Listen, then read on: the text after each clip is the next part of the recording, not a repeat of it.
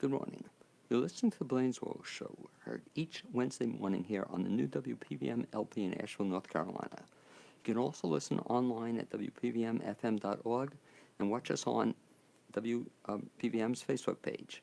I'm your host, Blaine Greenfield, and each week we focus on the Asheville theater scene as well as on positive news and information about people and organizations in the Asheville area.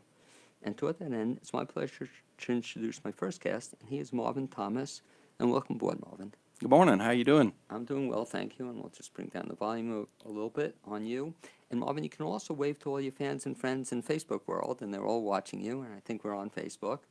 And I should mention that Marvin has been a Rotary Club member for 25 years. That's correct, yes. Is that the longest serving Rotary Club member? Oh, no. We've got members that have been in the club for over 60 years.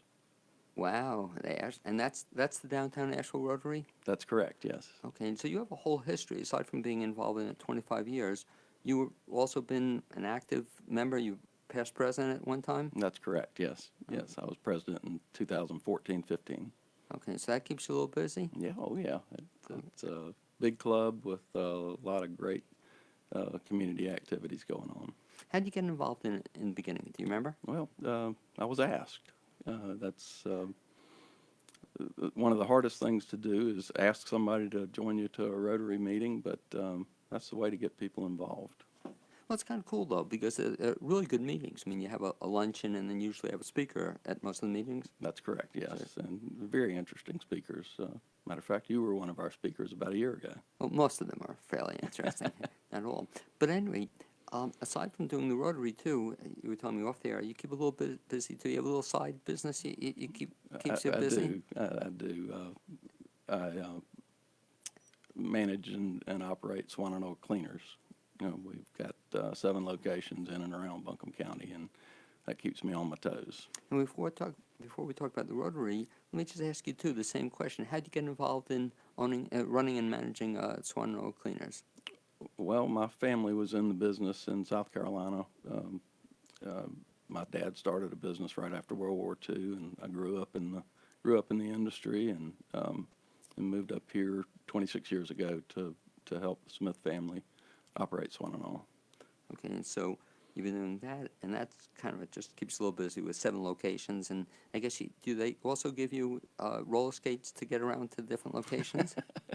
I'd kill myself if I did that. Yes, but I mean, I guess you're on the road a lot. Yeah, I am. Back and forth.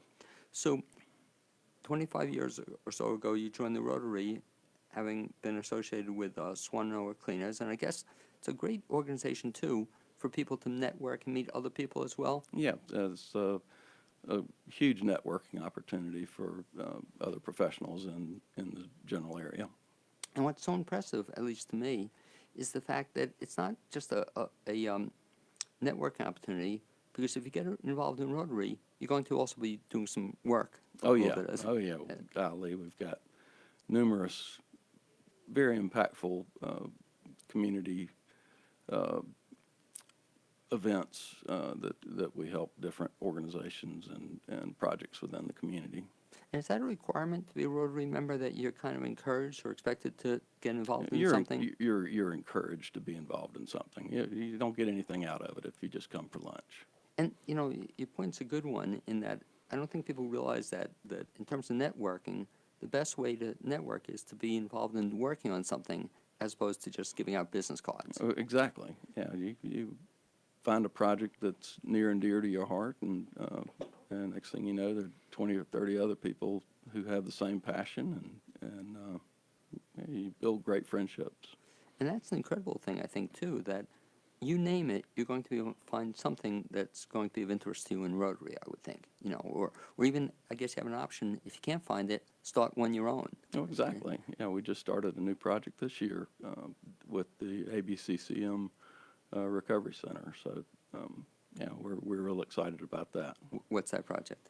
Well, they're building a housing for women and children, homeless women and children, at their facility out near the VA. And so what's Rotary going to be doing with that? I'm not sure. It's in its infancy, Okay. and I'm not directly involved in that. I've got other obligations with the club right now. Well, let's talk about the other obligations, and specifically, one of the reasons we asked you to come on board today, Marvin, is that you guys are having an upcoming program that's very exciting, and you've done it before. What's that program? It's called Nashville Songwriters in the Round. The event will be out at Highland Brewing, August the 22nd, beginning at 6 p.m. with dinner, beer, wine, hard cider will be provided, of course, dessert afterwards. But 4 very accomplished singer-songwriters from Nashville will be performing. The setting will remind you of your den or backyard.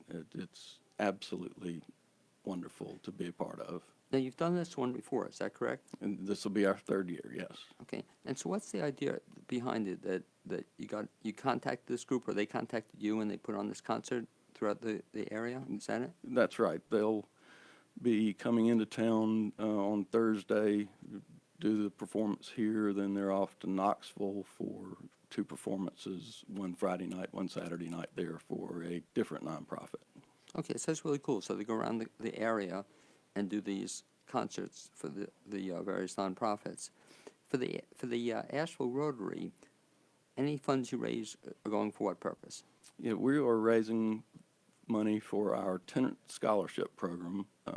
Our former member of our club, Charles Tennant, he was nicknamed Buzz, was president of our club back in the early 50s, went on to become president of Rotary International, and in 1998 we established a scholarship program in his name set aside specifically for disadvantaged Asheville High seniors who otherwise did not have the financial resources to go to college.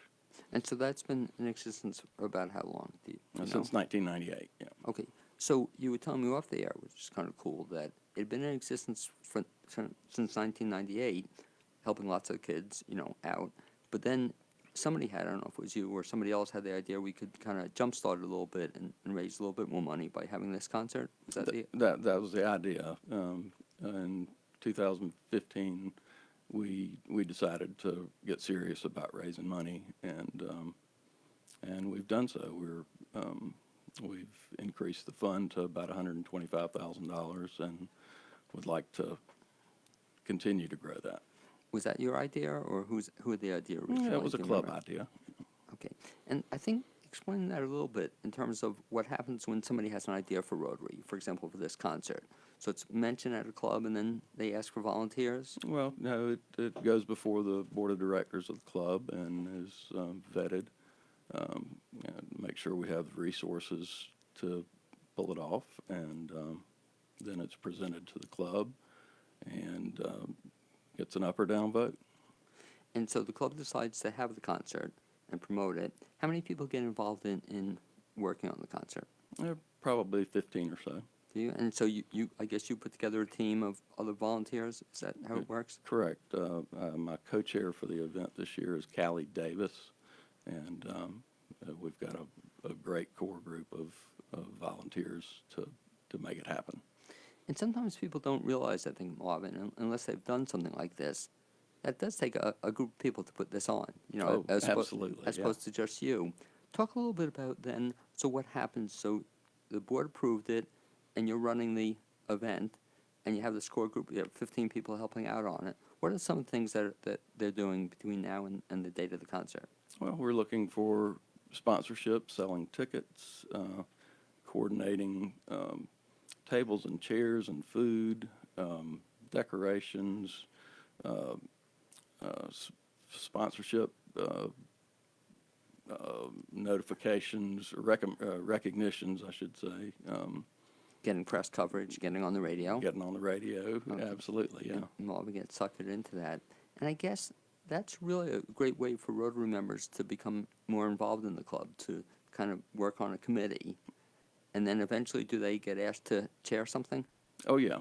Well, it's up to the individual, but, yeah, the idea is to get involved in something you're passionate about and learn some leadership skills by chairing a committee such as this or going on to the board of the club. Yeah, it's a great leadership building. Aside from this event and being president of the Rotary, which certainly kept you busy that one year, have you headed or chaired any other events? I was president of our state Dry Cleaners Association back in the early 2000s. But with Rotary, do oh. you remember any specific? Yeah, I have.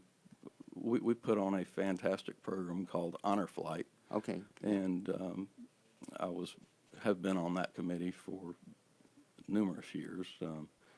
You may be familiar with the program. We take started out World War II veterans, and we charter an airplane and take them up to Washington to tour the memorials, bring them back the same day. That we're still taking World War II vets, but we're now working with Korean and Vietnam veterans as well. Have you been on the actual flight? I have, and it's the coolest thing I think I've ever done. Oh, that must be so exciting that Yeah. just be with them. And I think that's, like you said, one of the coolest things you've done. It must be very rewarding to actually then see what your time and effort is going into. You know. So when they go on this flight, what's the response from the veterans? We get the sweetest cards and letters from the vets, from their families. We're sometimes mentioned in their obituaries. It's very moving. You know, I'm almost getting teary-eyed just listening to this, though, or I guess there are some tears at the event. Oh, definitely. Yeah. Just listening to it, to take them. And that's just a one-day activity? Yeah, we leave Asheville about 7 o'clock in the morning, return about 8 p.m. With 100 or so elderly ladies and gentlemen, some of them well into their 90s. But we take care of them, we feed them, we keep them hydrated, push them around in wheelchairs, whatever it takes for them to enjoy the memorials in D.C. I mean, that's really pretty, like you said, pretty cool to just see this happening. You also mentioned, too, that Rotary goes other places as well. They also go overseas on some of the missions. Yeah. Have you been on any of those trips yet? I have not. For years, we've been doing a project in Honduras, Medical Dental Brigade, where we send a team of doctors down there into remote villages and treat ophthalmological problems, dental problems, general medicine, and we've just started a new program to build a school in Guatemala with the help of a local musician here, David Lamont. And he was a guest several months ago that he was talking about. He actually did a whole concert. That he had his own concert just to raise funds for that purpose. That's correct, yes. Yeah. Do you have a problem with the Rotary, again, you having been president, that you want to do so many things, I guess, both good and bad? People come to you sometimes wanting help on their projects? It happens, but, you do have to take it through the board and get the club's approval before you take on something. So, you want to help everybody, but you can't. Right. So you have at any one time, and I've been to Rotary meetings and just almost been blown away by the fact that the different chairs report on the different activities they're doing. At any one time, it seems like you have about 7 or 8 things going simultaneously. Usually, yes. Exactly. How many members typically are in the Asheville Rotary? We've got right about 140 now, so there's a lot of people to spread the work around. Now, that's also one of the oldest Rotaries in the North Carolina area? I think we're the second oldest club in the state and probably in the top 20 in the world. Okay, really? Wow. And also size-wise, you're one of the larger Rotaries too, aren't you? We are. We're the largest in this district, which is western North Carolina. Now, if somebody becomes a Rotary member, we were talking before, you expect them to get involved in some of the projects. Also, you have meetings, weekly meetings. It used to be you had to attend every meeting, or you're encouraged to attend every meeting. What's the status of that now? There are so many opportunities to make up a meeting. other clubs in there. I think there's 7 other clubs in the area. You can make up online. There are Oh, can you now? numerous, yeah, there are numerous opportunities, but Rotary International has also relaxed the attendance requirements. Again, you've got to be involved to get anything out of it, but you don't have to attend 80% of the meetings like you used to have Oh, to. really? Yeah, that was the requirement.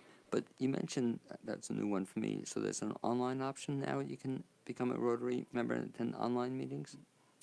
Yes, not sure that we have an online club here. I know they exist, but you can watch seminars and online, and that counts as a makeup.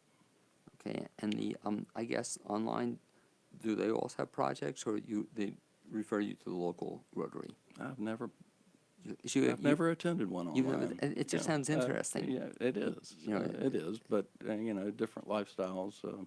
I enjoy going to our local meetings, so that's what I do. Well, I can just see that in your next experience with Rotary, you can become the online chair, or it seems like you have many hats. I guess most people in Rotary have many hats, and they take on many different activities. Uh, Typically, a member will take on 2 or 3 different projects. Does any, like this concert, for example, in third year, do any people stay in an activity for their whole Rotary membership, just do one thing all the time? I would say so, yeah. But different strokes for different folks. Let's talk about something you said. You mentioned, for example, Rotary, different activities for different people. The medical missions are very, very exciting. You mentioned David Lamont, and he's building a school. Is that it? Or That's starting a school? Yes, it's already established, but they're building a new facility. Okay, so that's pretty exciting, too. Oh, yeah, yeah. Will Rotary members, like if you're a member of Asheville Rotary, do you get a chance to do you get a chance to see some of these firsthand? Oh, most definitely, yeah. Which is probably exciting. The school thing, do you get to meet any of the kids who benefit from the scholarship? Yeah, there'll be 3 or 4 of them in attendance on the 22nd. We've had some incredible kids come through this scholarship program. One who spoke last year at our event received the scholarship in 2011, went on to college, came back to teach at Asheville High. Oh, I think really? she now teaches at TC. Very cool. But yeah, and her first year teaching, one of her students was a recipient of the scholarship, and I believe he is now at East Tennessee working on a pre-med program. Because one of the things I've also enjoyed at the Rotary meetings I've attended is oftentimes you'll invite students in to speak, or tell about their experiences. Yes. We've got lots of opportunities for kids. There's most of the high schools. I know Asheville High has a Rotary student program, and they take on projects within the school and the community. They'll come in and report on what they're doing. We've got a program called RILA, Rotary Youth. I forget what the acronym stands for, but it's a leadership program available to students. We've got study abroad programs. By the way, that's who I last Rotary meeting I attended. There was a woman who had studied abroad, I think, and she came back to report on her experiences. I forgot who it was. It was in the last couple of months, and she had a very impressive presentation that she was abroad for the year, thanks to Rotary. And it was kind of neat listening to her. Yeah. Do you know who I'm talking about? Or, I don't. I Okay. don't think I was at that meeting. Yeah. Okay, but anyway, it's just very impressive to see that I guess the work you do, there's a payoff at some point in time, and the payoff is in terms of the results. Yeah. Well, we're spreading peace throughout the world, and that's one of our core goals. Another nice thing about Rotary, too, it's open to everybody, because I think the first time I was at your Rotary meeting, it was kind of interesting. I was speaking to one of the women, and you'll know who I'm talking about. She was telling me she was the first one, or one of the first ones, to become a Rotary member way back when, I guess they didn't have women in Rotary. Right. I think it was in the probably early 80s, when the glass ceiling was broken and women were allowed to become Rotarians. And But they used to have a separate group just for females or something. It was they called it something different, but it's for female Rotary members. yes, and that name slips my mind. So you were just coming on board when this was shifting? No, in it the was 80s? when I became a member in 1990. Oh, okay. Or, 94, 95, we had several women members of our club. But- Now I think it's 35% of the Is it really? of the Yeah. club is female. Yeah, So the point is, it's certainly open to anybody, race, religion, creed, color, you name absolutely, it. It's open absolutely. to everybody. But that's kind of cool. So I spoke to this woman, and she was one of the first women. You probably even know who I'm thinking about. But she was one of the first women members of the Asheville Rotary Club or something. And she was telling me how she got involved in it. And there were no women at the time. Right, right. I think that was Margaret Gormley Chapman. That's it, I think. And yeah, she was the first, and God, within 5 or 6 years, she was president of the club. So it also seems, too, if you're going to get involved in Rotary, be prepared to, if you want to move up, I guess, or to do other kinds of Yeah, things. If you've got leadership skills, you're gonna. We need motivated people that want to get things done in the community, in the country, and in the world. Let's talk about that, Marvin, with respect to not only Rotary, but even within Swanno Cleaners. For example, are any of the other members of Swanno Cleaners, do they belong to Rotary chapter? Do any other employees belong to Rotaries? Do you Not know? currently, no. Okay. But what a great opportunity for somebody to get leadership skills or training by just doing it, as opposed to having to go to school even for it. You just, I guess, learn it by doing. Right, right. Is that- You get involved in a committee and, you know, interject your ideas, and next thing you know, you're the chair. Well, also, it's a challenge because if you work for Rotary, like if you work for Swanno Cleaners, you have a boss, you have supervisors. But if you work for Rotary, these people are all volunteers. You know, so it's a little bit different to get people as volunteers to follow their direction or to follow your leadership. Yeah, no doubt. Yeah, you're working with community leaders, and they're all in charge of something, and you know, to bring them aboard on a committee as a worker bee is a transition for them, but a learning experience as well. And they also have their own ideas as to the way things should be done. Well, yeah, and they're fantastic ideas. You know, I would tell people that you don't have the right to complain about something, be it Rotary or anything else, unless you're willing to do it yourself. You know, if you want to complain about something, hey, come on and share something, or come on and do something, Right, rather than right. just complain about leadership or the way it's being run. You're exactly right. The back to the concert a little bit. So if people come to the event, they can review. So what are they going to happen? They come, and you were at it last year, right? Or you've been at it in Oh the yeah, past? yeah, yeah. So I come to the event, and what happens? Well, you come in. Again, there's beer and wine available. We serve you dinner. Chupacabra Latin Cafe from up in the Reynolds Mountain community is catering for us. We're going to feed you a great meal, mingle a bit, and then you'll be seated in a big circle around the performers. It's a relatively small venue, and the performance should start around 7 o'clock. And these musicians, they're sitting in a circle, chatting with each other, telling stories about their inspiration for the songs that they've written, how it came about, how the record label picked it up, and who recorded it, and so yeah, it's really cool. You get to hear the story behind the story. Now, how long is the show, approximately? No, an hour and a half. Okay, it's real nice. Yeah, So it's not a yeah. late night. No, it's not a thing. late night. But talk about that too. You were telling me about some of the performers, and just to give you an idea of the quality. you may not know their names, but talk a little bit about Marvin, some of the work they've done for other people or some Yeah, of the people. well, the founder of this event is a fellow, an old friend of mine named Philip Lammons. He's originally from the Spartanburg area, but spent most of his life in Pawleys Island, South Carolina. He'd been performing music all of his life. Now, had you seen him perform before this Oh concert? yeah, he used to play with a band in Charleston called the Blue Dogs, which was real popular when I was in college and shortly thereafter. So I've known Philip for a long time, but he's always had music in his blood. And about 2 years ago, he pulled up stakes from Pawleys Island and moved to Nashville to pursue his dream.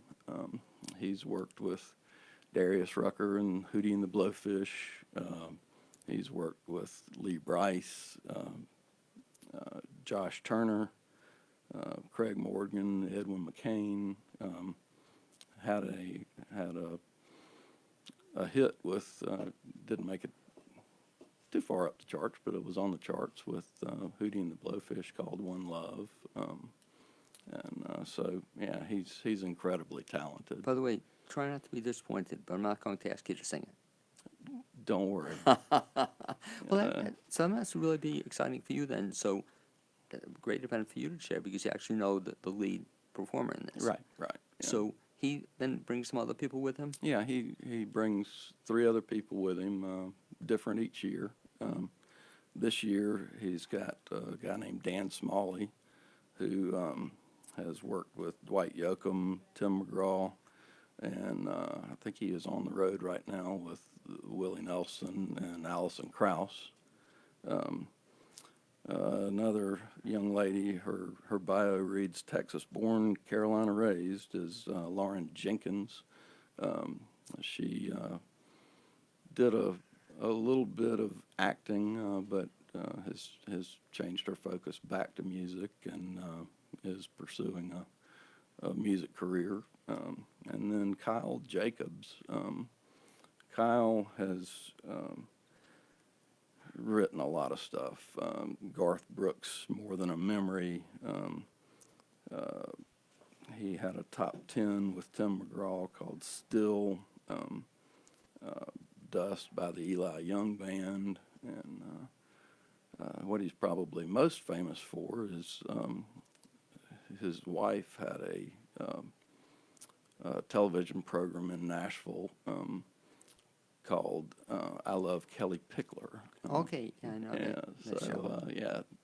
Kyle is Kelly's husband.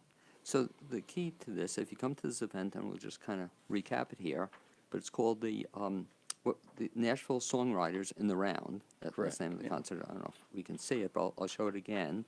And again, the date of this event, Marvin, is when? August the 22nd, Okay. 6 o'clock at Highland Brewing. So we still have time to get tickets. I can't believe we're already into almost mid-August here.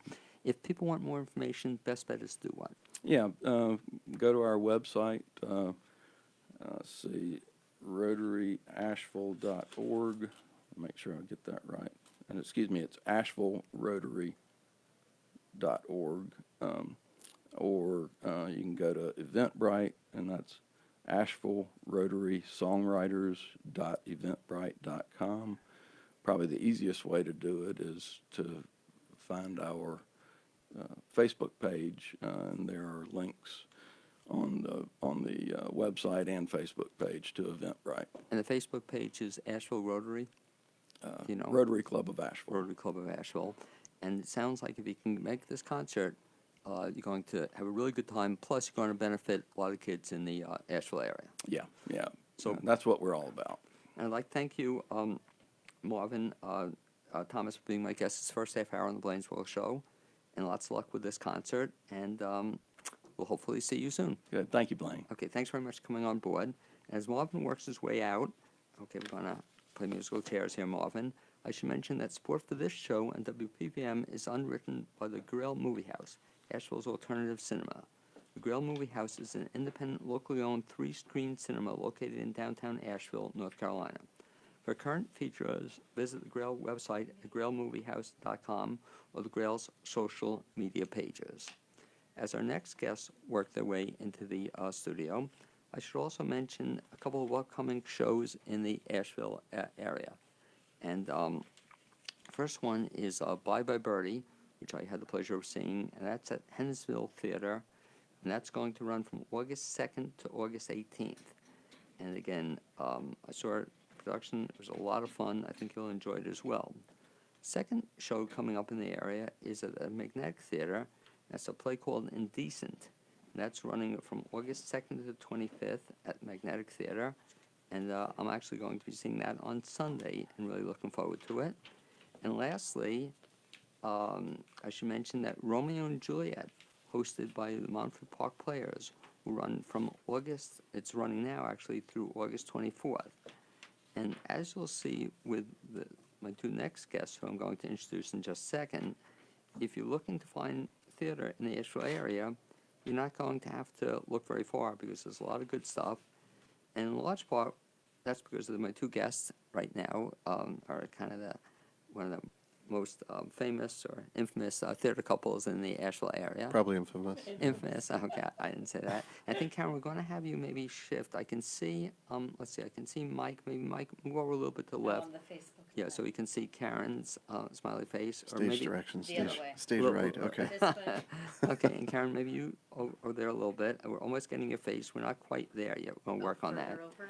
But anyway, Further over? yeah. She's better looking No, than I I am, don't so- see Karen at all. Mike, maybe there we're getting More? Karen. That's This way? That's Karen. I can see his face a little bit over. Mike, you a little bit over this way. I think we'll be okay. I think we're almost Right, there. right here? Getting there close. Okay. Anyway, my two guests are Mike Yao and Karen Covington Yao, and you can wave to everybody in Facebook Hey, land. oh, right, where's the Okay, camera? great. There we go. Oh, it's right there. And Hey, Karen. two people. Hey, no, No, three. come on. Okay. At least three. And at Facebook Live, they can watch after the show. That's right. But I should mention Karen is a retired attorney who now devotes most of her time to acting and directing. She's married to fellow actor-director Mike Yao, and they lived in Asheville since 2014. Mike works for various theatrical companies who cast and hire me, from the Center for Art and Inspiration to the Magnetic Theater. Is that better? And all things. We have like a delay here, I think, a little bit. I don't know what's Yeah. happening here. It's like Yeah. 8 seconds or something. But Mike also works as a part-time as an event host at the Cum Drum in downtown. Mike was born in Greensboro, North Carolina. His family moved to the Atlanta area when he was not quite 10. Remained there until 2014, where he met Karen and made the move to Asheville, beautiful mountains of Asheville. And we've never been the same since you guys have been here. Never been the same. Question I always ask, and I always wondered about theatrical performers, and I still don't like that we can't see Karen's smiley face. So let's just see if we can move Karen maybe over that further away. Camera's there. The camera's there. You can see the camera. Now I can see your Walking here. face. And you can Hello. see we see Mike's hat, There, but babe. I can see Karen now. There Now you go. there, Mike. There There you we go. go. Is that Okay. better? I'm Okay. bringing the mic. The perfect. Wave it You to got the it too. camera.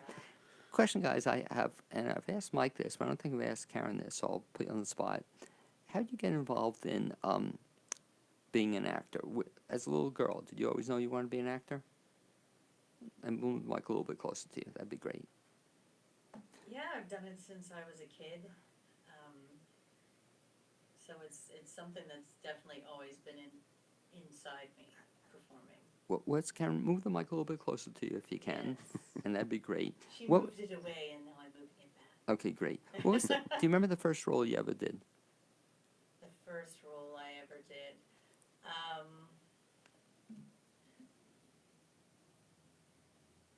I do remember doing A Christmas Carol, like Belinda Cratchit, like one of the kids. How old were you? That was middle school, but I know I did stuff before that in elementary school. I just can't remember. I remember being a mermaid because I remember like dressing as a mermaid. That was when I was pretty young, I'd say, Some things never second or change. third grade. Was that videotaped? Was it no?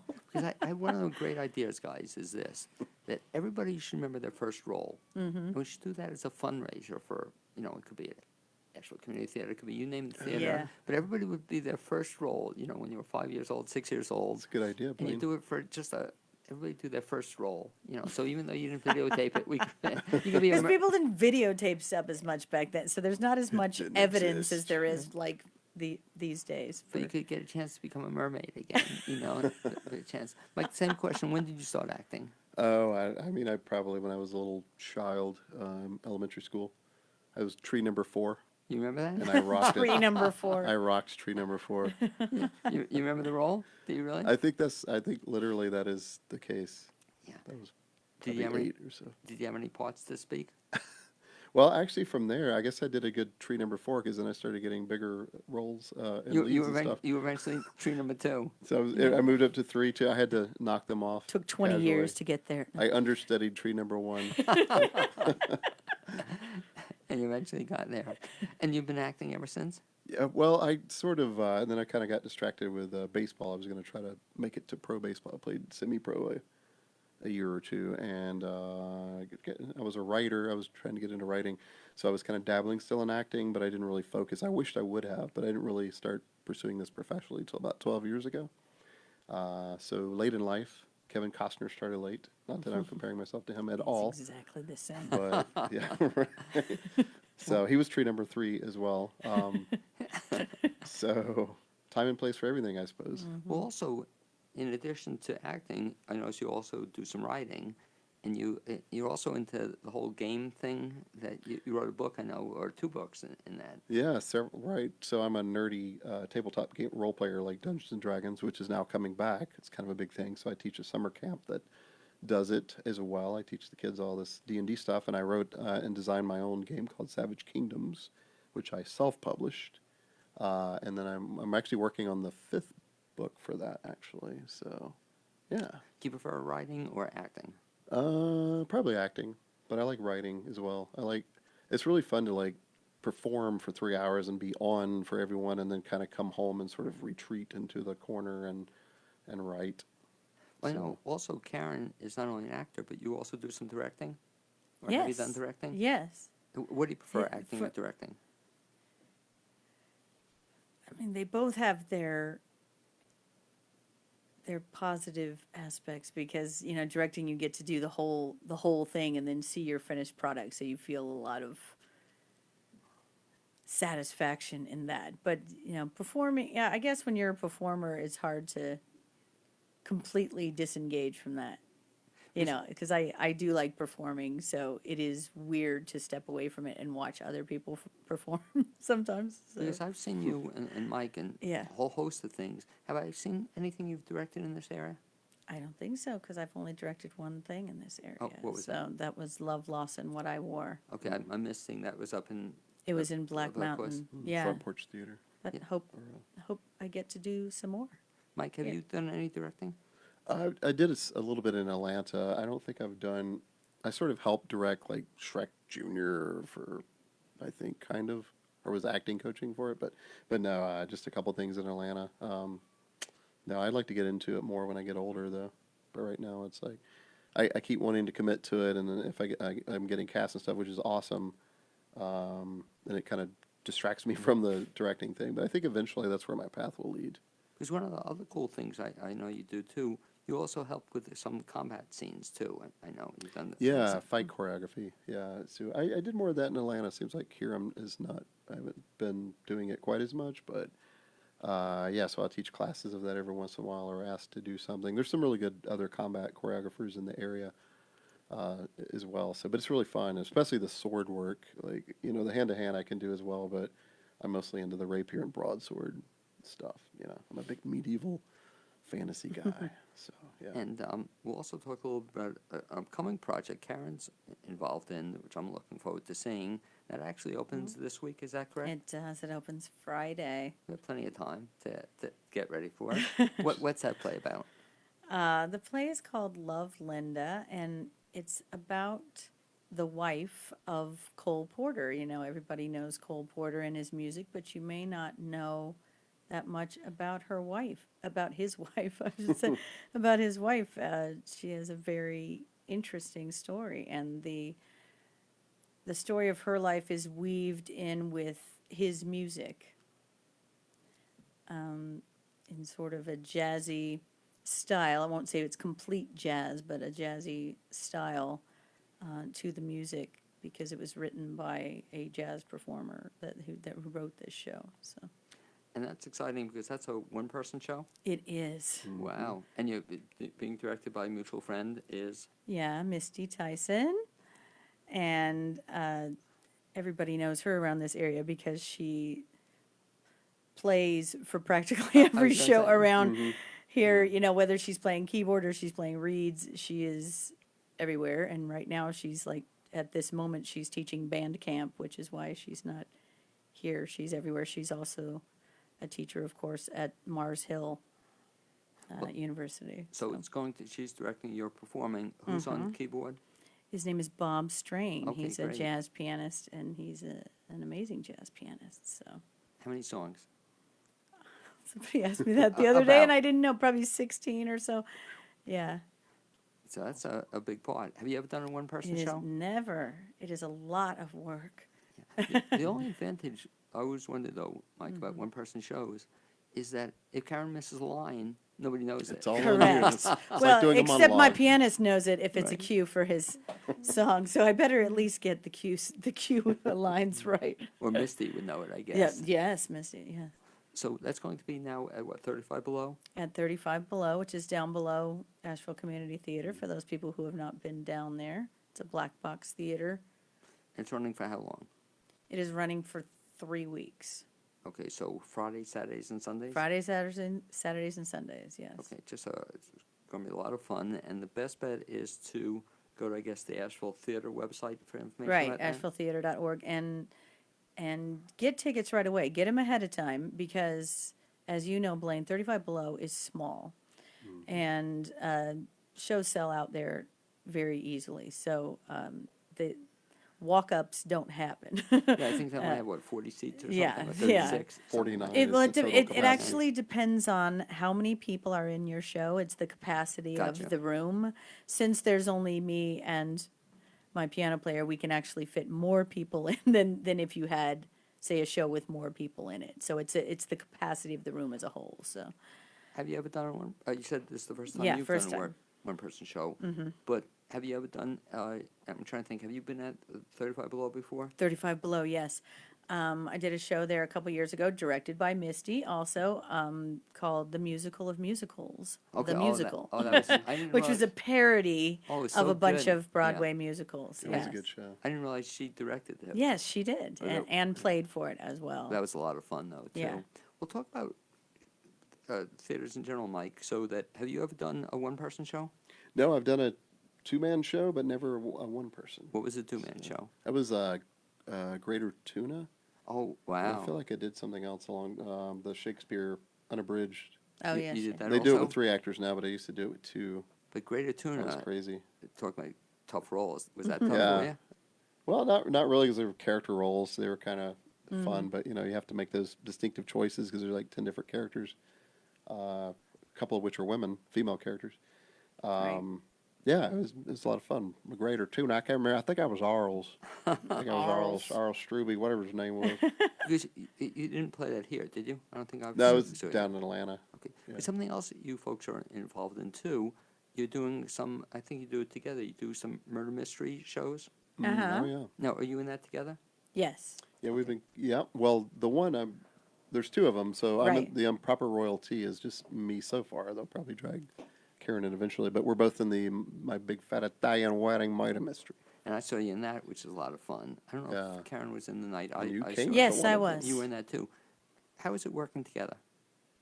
We love it. It's great. We don't get to do it quite as much. No, it's fun. Well, actually we've worked together more here than when we were in Atlanta, but that's because there's less Yeah. theaters and less shows, overall. Believe it or not, yeah. But so we've worked together more here. And when you But do we like working together. But people always ask us, it's like, oh, it must be Do great you- to work together because you get to, rehearse your lines lines together together. or what? We never We- do we I was that. just going to ask you that. Really? We have totally 2 different methodologies, I think. Yeah. Well, So we don't practice it together. But I mean, once we're at the theater, then we're doing it together. But at home, no. And Karen likes to try to direct me, and I'm like, no, I'm doing the thing. Stop it.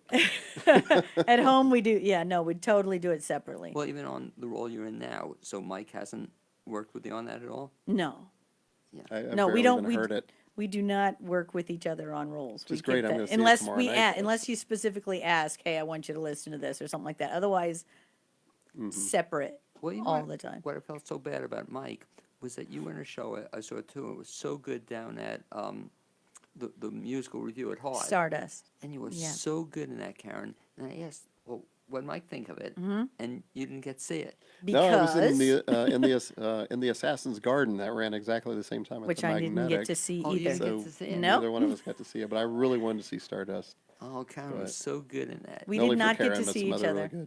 really Yeah. Yeah. No, but it just blew me away. You know, Yeah. I guess I never I was seeing you sing, but sometimes the comic roles or not Right. straight singing, and that's just. And I'll see you on this show too, just Yeah. to see you singing. Well, I really started out singing before I was ever acting. Like I sang a lot more when I was younger, and then thought, well, how can I use that? How can I keep using that? It's like, oh, musical theater, you know. So, but I was a singer first, and the acting came afterwards. And then you do, like you said, together it's musical theater plus comedy. I think the murder mysteries are just a lot of fun, Yes. Yeah. Yes. A lot of fun. though. Have you done that kind of work before, Mike? Yeah, I did some dinner theater murder mystery down in Atlanta before. Not like a lot, but probably 4 or 5 productions of it. So I really love the audience interaction and the improv part of it, as well as the scripted part. But it's really fun, and I feel like we get better at it every time we do the show. Yeah. This is the Center for Art and Inspiration, by the way. Yes. In Hendersonville. Giving them a little plug in Hendersonville. doing some- And there's going to be more murder mysteries coming later, so they have said. So Yeah. we'll have to see One of what's the coming things, up. Mike, that I'm always impressed watching you perform is that you seem to do a lot of different kinds of roles. You know, I guess it's hard to typecast you. I mean, I've seen you for a while. You were doing the religious roles. You know, we talk- That's right. That one year, I was like right. 3 or 4 different preachers or Priests. something. Every time, Yeah. sometimes you have a collar, sometimes you wouldn't have a collar, but it's always. I want to be blessed. I'd see after the show, and then you're also doing a bunch of political stuff too. Yeah, I keep getting cast as president, which is cool. That's I pretty guess. nice. But I mean, mostly, usually. no, but it is cool because then sometimes you'll be a villain. You know, the one show Yeah. you were a villain. Right. Do you have- Villain, yeah. Do you have a preference as Villain's to fun. what you like doing? Oh wow. See, I don't know. I like it all. I just like the work. So there was a point, I guess when you're younger, it's like, oh, I like to be the brooding villain, and then you like to be the hero, and then you like to be the goofy guy. So I just kind of like, I guess I really kind of like all of that. I mean, that's a terrible answer. I just wasted like a minute, but He likes it all. yeah. No, but I mean, you were in some really outstanding stuff. You know, the stuff at Magnetic Theater was. I'm sorry, one time I was in a play. I missed the last one, which I really wanted to see. Yeah. I hear it was great. In the Assassin's Garden, yeah, yeah. but it was fantastic. But you were also very good as the President Truman. You know. Yeah.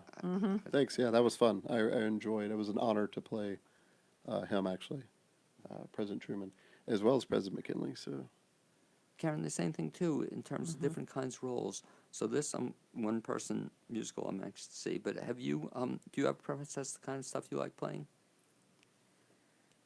I generally like playing comedy more, but I've gotten a few roles with some more gravitas. I think as I get older, those seem to be more of the roles come up that way. When you're younger, the ingenues never seem to have that kind of gravitas, So for a long time I played that, and so I was used to that. So I've just recently really done a few dramas, but I was pretty much doing comedy up until that point. And I think the one role, of course, I saw you and I thought you just killed was Nonsense. You know, it was just, Yes. just a lot of fun Yeah. in that play. Did you enjoy that role? Yeah, I've played Robert Ann 5 times now. Oh, so have- I enjoy her a lot. She lives inside me. well, So now that'd be interesting if you were ever asked to play a different role. I have played Or have you? I played Amnesia the first time I did that show. Because the most amazing performance I see, Mike and Karen, is when an actor plays different roles. You know, especially like a few people, it blows me away when they can have the same role and on a different night. But have you ever had to do that? You know, have one role on one night and then shift on another night? I don't know if I've ever had to That do usually that, doesn't weirdly happen. enough. I did that in my Big Fat Italian Wedding Murder. I've now played a different part than I played Oh, originally. what are you now playing? Roxy. Okay. I played Tina the first time I did it. But no, you usually don't get the chance to play a different role. Now, I did, you know, it's usually not within the same production. It's within a new production. Like I've done Into the Woods 3 times and I've played 3 different roles. And so it's completely different. How about he's this done- challenge, which I think you folks handle it very well, but when you're doing one play and then working on a second play, you know, and then have you ever, the one thing knocks my socks off when somebody's doing 3 kind of simultaneously, you know, have you done Mike 3? does that a lot. Yeah, Well, for example, I've done 3. You probably have too. I've done 3 that overlap, and I think I even had a movie shoot, and it was like, so 4 things were going on. That was crazy. But in order to make a living at this, you, especially as a non-union actor, you really have to kind of, and people listening, the actors in the area listening to this are probably going, yeah, exactly. You have to kind of stitch it all together, and Yeah. you have to like prepare one and then perform the other one the next night, and then go back to preparing for the second one, and then Yeah. maybe you get something about the third one coming up as well, and you just have to almost have. It's a lot of self-discipline in order to sort of make your own schedule about Yeah. what you're going to study that day and whatever is. but is that tough for you, or you can handle it? I felt like the 4 was definitely a stretch, and now 3. I mean 3. Yeah, I mean I can handle it. It's fine, but it definitely is. He memorizes lines pretty Challenging. fast. It's harder for me. I memorize songs faster Yeah, than he does. Right. If it's singing, you know, that's like in Love Linda, I knew the songs way before I knew all the She'll memorize monologues the that I song, have to like, do. But yeah, no, it's hard for me to learn all that dialogue Because what from made- 2 different shows what at the made me same time. appreciate what made me appreciate the both of Yeah. you when I was just recently a cameo in Hands on a Hard Body, Mm-hmm. and to memorize 5 lines killed me. You know, it's like no, yeah. I saw your performance. By If the you're way. not used to doing it, it probably, yeah, Oh, it probably, Karen, it was yeah. so hard. And we can talk on the air. I don't know if I mentioned it yet on the air. Did you hear the one time I screwed up? Did you hear the story? You told me about it. Yes. Yeah. Instead of saying hallucinations, I said halitosis. you know? Halitosis, They because said they're exactly the same thing. Right, but the guy playing off me was great. He helped me with it. Yeah, But that's what you got to tough. do, right? But that's really tough, you Yeah. know, to have to memorize. It is, especially lines. if the parts are really different. Like I remember I was doing my Big Fat Italian Wedding Murder, and then As It Is in Heaven, which is a role where I played a Shaker woman, you know, and I was memorizing both of those at the same time, and those were completely different. Very You know, different.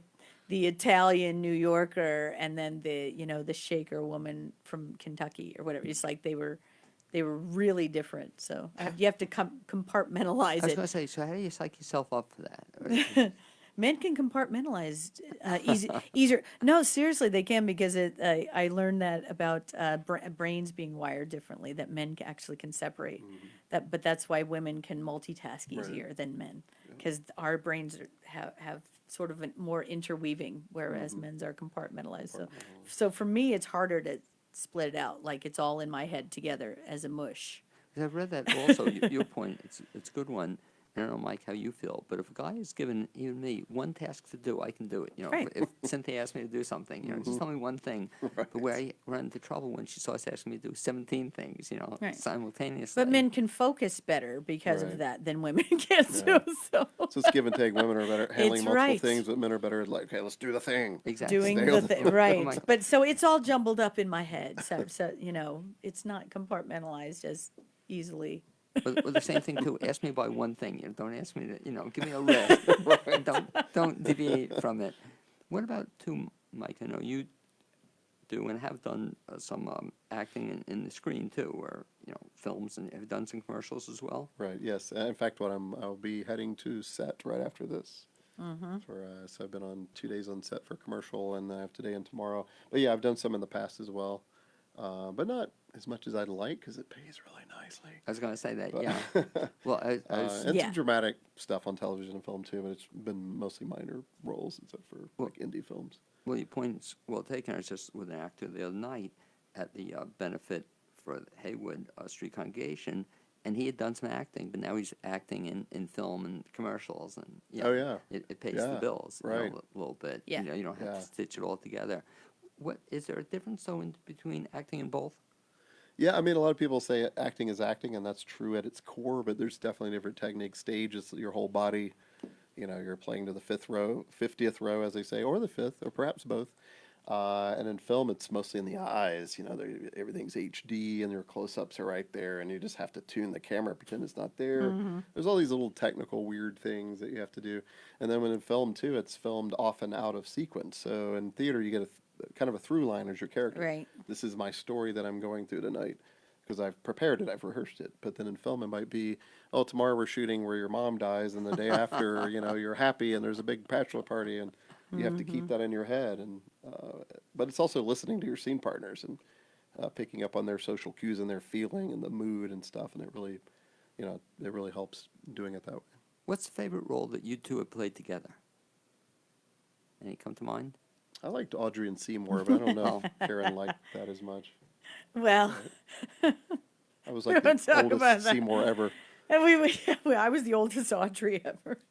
But no, that was good playing those opposite each other. But you know, Adam's Family, Oh yeah, that was pretty fun too. Because that was our first show in. That was our Asheville. first show in Oh, Asheville. that was the first time you were in Yeah, Asheville. 5 years ago. Yes, That we was had nuts. just moved here. Well, that was a great show too, wasn't it? Yeah, That was great. It was a yes, great it cast, was. Great experience. And I remember thinking, wow, this is community theater here? Because it's like, even though it's community theater, it's Right. pretty high level. Like, there's professional theater that's that level, and sometimes not as good as that. So, Mm-hmm. And that was an outstanding production too. You know, for the first show. Yeah. yeah. What are you working on coming up? I know Mike, which is unusual. First time I think I've ever spoken to you, I'll say to Mike, "So what are you working on? What can I see in?" Mike says, "Nothing." You know, I said, "I haven't seen since I've known That's you." so weird It's for just- him to say The that. first time I met you, that you're not, I can't see you in a show. I have my withdrawal pains Yeah. here. Well, he's doing he's working on an industrial right now. In other words, he's filming Right. something all week this week. So Yeah. that's But you're not in funny. a show right But now. theater-wise, no. My next one's not till October, November. That's the Honor More, Mountain Political. I'm sorry if you're listening, getting the title wrong. It's this, anyway, it was a sequel, yeah. kind of a big Political to-do. Political Action Committee, Yeah. the sequel to Oh, right the to first that. one, had you seen? Were you in the first one? No, I It wasn't was in that one. really kind of I fun. heard it was really awesome. Oh, yeah. so I'm so glad you're going to be in that. That's going to be Yeah, at Magnetic written by also. Honor Moore, directed by Michael Lilly, at the Magnetic. Okay, Yeah, great. So, I mean, I might pick up some things in between, but that's what's on the dock. I've already finished all the other stuff, which is cool. Okay. But Same question to Karen. So we're going to finish this current one-person show. Right. Anything beyond that? Yes, it's like speaking of Honor Moore, she's got another show that they're starting to workshop at the Magnetic, and I'm going to be doing a staged reading of that in September. So I don't even know what it's called yet. Actually, it may not have a name yet. I don't know. But yeah, she's written another show, a new show, and that I'm gonna she's a good writer. get Okay, to really is. that I'm gonna get to workshop here in September. So got that coming up. Kind of cool. If folks want to follow Mike Yao and or Karen Covington Yao, best bet is to do what? To find out what you're into. Facebook? And Okay. yeah, Yeah. that's the And easiest so place. We're on Mike's. Twitter too, but I never use it. It's like I get on there and- Instagram, yeah, which I never also look at. No, me too. I We're keep- old. No, exactly. I keep saying I should do Instagram, but Facebook keeps me busy enough too. So they can friend you or look at stuff you're doing. It'll be a Yeah, post on I have a Facebook. website too, but I don't think I've updated it in like 3 years. Well, it's funny, and your point's well taken. Changing nature of it. I tell people don't spend lots of money on websites because you can do it on Facebook for Yeah, free. that's true. Why Right. spend it on that? Yeah, you can have a page on Facebook rather than having a website. Yeah. And Karen, same thing too. Best bet to follow you is through Facebook. Yeah, Okay. Yeah. And one last time for the upcoming show is going to be when? The show you- August 9th through the 25th. That is Love Linda, Go see the it. life of Mrs. Cole Thirty- Porter That'd be awesome. 35 below and get, in 35 I Below. like that. That's subliminal advertising a little bit. Mike's whispering while Creepy I'm whisper in the talking. background. Stage whisper. I'd like to thank Karen Covington Yao and Mike Yao for being my guest this second half hour on the Plainsboro Show. Also Marvin Thomas for being the guest on the first half hour. Amy Prisnach, my producer, and to Zuzu Welsh, who provided the music you heard at the beginning of the show. You'll now be hearing at the end. Hope you can catch us next Wednesday on WPVM FM.